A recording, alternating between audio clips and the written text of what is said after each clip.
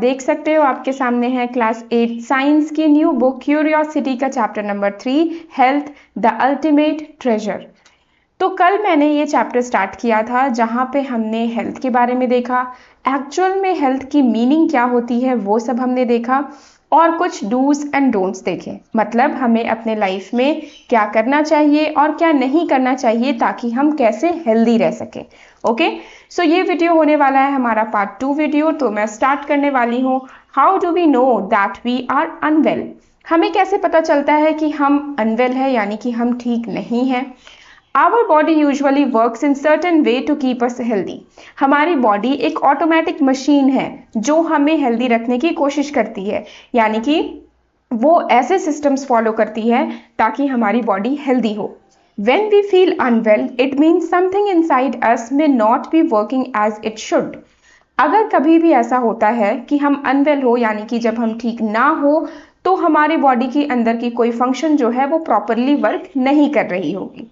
We may have symptoms such as pain, tiredness or dizziness and signs like fever, rash, high blood pressure or swelling that indicate we are unwell. अब indications क्या क्या हो सकते हैं? अगर हमें मतलब हमारी तबीयत अगर ठीक नहीं हो तो हमें पेन हो सकती है, ठीक है, बॉडी पेन, स्टमक एक, हेडेक, ऐसे कोई भी पेन हो सकती है। टायर्डनेस या डिजीनेस फील हो सकती है, ठीक है, फीवर लाइक फील हो सकता है, रैशेस हो सकते हैं, ब्लड प्रेशर हाई हो सकती है, स्वेलिंग हो सकती है किसी भी पर्टिकुलर एरिया में। सो ये सारे इंडिकेशंस हैं जिससे ये पता चल रहा है कि we are unwell. Okay, a symptom is what we feel like pain, while a sign is something that can be seen or measured like high body temperature when we have fever. तो यहाँ पे देखो ये दो बहुत अच्छी बात बताई गई है। सिम्टम एंड साइन की डेफिनेशंस दी गई है। सिम्टम्स का मतलब होता है कि हम क्या फील कर रहे हैं, ठीक है। जब भी हमारी बॉडी थोड़ी एबनॉर्मल बिहेव करे, यानी कि जब हम अनवेल हो, तो फिर हमारी बॉडी कैसे फील करती है, दैट इज सिम्टम। ओके, तो ये सिम्टम्स हो गया। और साइन का मतलब क्या है? साइन मीन्स कि ऐसे कोई इंडिकेशन जिसे हम देख सकें या मेजर कर सकें, जैसे हाई बॉडी टेम्परेचर को हम मेजर कर सकते हैं जब हमें फीवर होती है। Okay, so these helps doctors understand what might be making us unwell. तो सिम्टम्स एंड साइन से हम ये पता कर सकते हैं, या डॉक्टर्स को ये अच्छी हेल्प मिलती है जिससे वो बता सकते हैं कि हमें एक्चुअल में प्रॉब्लम क्यों हो रही है, हम अनवेल क्यों हैं। ओके, तो चलो आगे बढ़ती हूँ, मैं स्टार्ट करती हूँ डिजीजेस। ठीक है, डिजीज के बारे में आज हम लोग पढ़ेंगे। Disease, what are the causes and types. ठीक है, डिजीज क्या होते हैं, उसके कॉजेज क्या है और टाइप्स क्या है। A disease is a condition that affects the normal working of the body और माइंड। ठीक है, डिजीज एक ऐसी कंडीशन है जो हमारे पूरे बॉडी पार्ट या कुछ पार्ट ऑफ बॉडी को इफेक्ट करती है। ठीक है, और ये नॉर्मल वर्किंग से थोड़ी हटकर होती है। It can happen when one और मोर ऑर्गन्स और organ system stop functioning properly. जैसा कि अभी मैंने कहा कि हो सके पूरी बॉडी में ही प्रॉब्लम है, या एक ऑर्गन में प्रॉब्लम है, या एक से ज्यादा ऑर्गन्स में, या मे बी पूरे ऑर्गन सिस्टम में प्रॉब्लम है। Some disease are caused by germs. कुछ डिजीज जो होते हैं वो जर्म्स से होते हैं, जैसे bacteria, virus, fungi, worms and even protozoa. Okay, these disease causing organisms are called pathogens। ठीक है, तो इन्हें हम क्या कहेंगे, इन्हें हम पैथोजेंस कहेंगे। तो अगर आपसे पूछा जाए what are pathogens, तो आप क्या बताओगे? the disease causing germs such as bacteria, virus, fungi, worms और protozoa are known as pathogens। Okay, तो ये एक टाइप की डिजीज हो गई। एक टाइप की डिजीज क्या हो गई? जो जर्म्स की वजह से हो रही है, this is first type of disease. Okay, दूसरी टाइप ऑफ डिजीज क्या हो सकती है कि जब हमारी बॉडी में किसी न्यूट्रिशन की कमी हो। दैट मीन्स अदर डिजीजेज में रिजल्ट फ्रॉम पुअर न्यूट्रिशन और एन अनहेल्दी लाइफस्टाइल। ठीक है, अनहेल्दी लाइफस्टाइल की वजह से, पुअर न्यूट्रिशन की वजह से हमारी बॉडी में डिजीज हो सकती है। Okay, some diseases last for a short time while others can continue for a long time and need regular treatment or care। तो कुछ डिजीज ऐसे होते हैं जो बहुत ही शॉर्ट टाइम के होते हैं, जैसे अगर हमें फीवर होती है तो वो 1-2 दिनों, 2 दिन 3 दिनों में वो ठीक हो जाती है। ठीक है, कुछ डिजीज ऐसे होते हैं जो थोड़े लॉन्ग टर्म होते हैं, जैसे कि निमोनिया, काफी लंबी डिजीज होती है ये। और कुछ डिजीज तो ऐसे भी होते हैं जो लाइफ टाइम होते हैं, यानी कि लाइफ में अगर वो एक बार हो जाए तो वो कभी ठीक नहीं हो सकता, जैसे diabetes. Okay, so disease can be grouped into 2 major types based on their causes and how are they spread। ठीक है, तो 2 तरीके से हम डिजीज को बता सकते हैं। First is non communicable disease, ठीक है। कम्युनिकेबल का मतलब क्या होता है, कैसे वो डिस्ट्रीब्यूट हो जा रहा है, ठीक है, मतलब एक पर्सन से दूसरे पर्सन में फैल जाना। तो नॉन कम्युनिकेबल का मतलब होगा जो एक पर्सन से दूसरे पर्सन तक नहीं पहुंच पाए, that are non communicable disease. So some diseases like cancer, diabetes और asthma are not caused by pathogens and do not spread from one person to another. तो ये ऐसे डिजीज होते हैं नॉन कम्युनिकेबल जो किसी पैथोजन से कॉज नहीं होते हैं, ठीक है, और एक पर्सन से दूसरे पर्सन में ये स्प्रेड भी नहीं होते हैं। They are usually linked to lifestyle, diet and और इन्वायरमेंट, ठीक है। तो ये लाइफस्टाइल की वजह से हो सकती है, हमारे गलत डाइट की वजह से हो सकती है, या हमारे इन्वायरमेंट की वजह से हो सकती है। कम्युनिकेबल डिजीज क्या होते हैं? Communicable disease caused by pathogens are called communicable disease.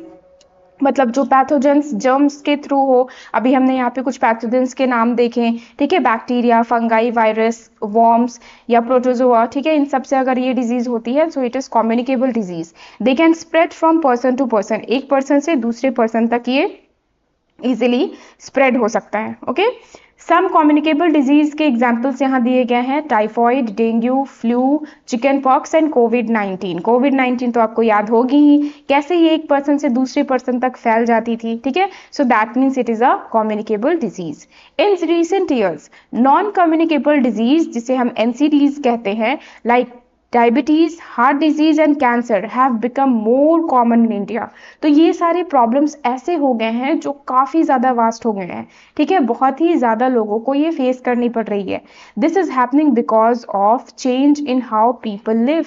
ये हमारी लाइफस्टाइल चेंजेस की वजह से हो रहा है, जैसे such as eating more processed food, हम प्रोसेस्ड फूड ज़्यादा खा रहे हैं, कैन फूड, पैक्ड फूड ज़्यादा खा रहे हैं, गेटिंग लेस एक्सरसाइज हमारी बहुत कम हो चुकी है, and living longer lives. Okay, so today most deaths in India are caused by NCDs। मतलब बहुत सारे डेथ जो है वो नॉन कम्युनिकेबल डिजीज के हो रहे हैं। आपने आए दिन सुना होगा कि बहुत लोगों को हार्ट अटैक की प्रॉब्लम होती है, ठीक है, उनकी डेथ हो जाती है, वो अच्छे खासे हेल्दी रहते हैं लेकिन उनकी डेथ हो जाती है due to heart attack. Okay, so ये सारी प्रॉब्लम्स जो है ये हमारी लाइफस्टाइल, गलत लाइफस्टाइल की वजह से हो रही है। Okay, so understanding the difference between these two types helps us know how disease spread and how to prevent them, ठीक है। अब हम ये देखने वाले हैं कि कैसे डिजीज को प्रिवेंट किया जा सकता है और कैसे वो फैलते हैं। Okay, so all communicable disease और कॉज्ड बाय पैथोजेंस, ये तो हमने देख लिया, जो कम्युनिकेबल डिजीज है वो तो पैथोजेंस से होते हैं। So these pathogens can enter our body through air we breathe और बाय कंज्यूमिंग कंटामिनेटेड फूड और वाटर एंड मोर, ठीक है। अब देखो ये पैथोजेंस जो है ये हमारी बॉडी को जब एंटर करेंगे, ठीक है, तभी ये डिजीज हमें होती है। तो ये एंटर कैसे कर सकते हैं? या तो जो एयर हम ब्रीद इन कर रहे हैं उससे, या तो जो फूड या वाटर हम ले रहे हैं उससे। Okay, but how do these pathogen spread from one person to another? लेकिन एक पर्सन से ये डिजीज दूसरे पर्सन तक कैसे फैल सकती है? ओके, तो यहाँ पे देखो कुछ पिक्चर्स दिए गए हैं, common methods of transmission of disease, ठीक है। डायरेक्ट कॉन्टैक्ट की वजह से, जैसे अगर हम किसी हैंड शेक करते हैं, किसी को गले लगाते हैं, तो ये डायरेक्ट कॉन्टैक्ट है, ठीक है। या किसी को टच भी अगर करो तो that is also direct contact. इससे एक इन्फेक्टेड पर्सन से एक हेल्दी पर्सन में जो भी पैथोजेंस है, जो भी जर्म्स हैं, वो स्प्रेड हो जाती है, ठीक है। दूसरा हो सकता है बाय एयर, एयर के थ्रू पैथोजेंस जो है वो इन्फेक्टेड पर्सन से हेल्दी पर्सन में जा सकते हैं। दूसरा है by indirect contact. Indirect contact जैसे कि मान लो ये जो इन्फेक्टेड पर्सन है इसने कुछ फूड या सपोज ग्लास ऑफ वाटर इस पर्सन को सर्व किया, ठीक है। अब ऑब्वियसली इसने टच कर ही सर्व किया होगा, तो टच कर सर्व करने के बाद जब इस हेल्दी पर्सन ने इसे टच किया तो वो सारे जर्म्स इसके हाथ में आ जाएंगे। ओके, नेक्स्ट है कुछ फ्लाइज हो सकते हैं, जैसे मॉस्किटोज, इंसेक्ट्स, हाउस फ्लाइज, इनके थ्रू इन्फेक्टेड पर्सन से हेल्दी पर्सन में वो बीमारियां फैल सकती है, ठीक है। या रैबिड एनिमल्स, मतलब जो इन्फेक्टेड एनिमल्स होते हैं, अगर उनकी बाइट लग जाए, ठीक है, उनके नेल की अगर स्क्रैचेस लग जाए किसी हेल्दी पर्सन में, तो भी ये इन्फेक्शंस जो है, ये कम्युनिकेबल डिजीज जो है वो ट्रैवल कर सकती है। ओके, सो होप आपको ये समझ में आ रहा होगा। So one common way is through air, ठीक है। यहाँ पे ये क्वेश्चन पूछा जा रहा है कि पर्सन टू पर्सन कैसे ये फैलता है, तो अभी हमने जस्ट देख लिया, ठीक है। One way is through air when an infected person coughs और स्नीज, जब कोई इन्फेक्टेड पर्सन कफ करता है, स्नीज करता है, ठीक है, या हैंड शेक करता है, या indirectly by sharing personal items, ठीक है। एक इन्फेक्टेड पर्सन की जो आइटम्स होती है, पर्सनल आइटम्स, उसे हमें यूज नहीं करनी चाहिए, ओके। जिनसे क्या होगा, ये सारी बीमारियां जो है, पैथोजेंस जो है, वो एक हेल्दी पर्सन में आ सकती है। Some of the communicable disease spread through contaminated drinking water और food. Contaminated means what? Contaminated means infected.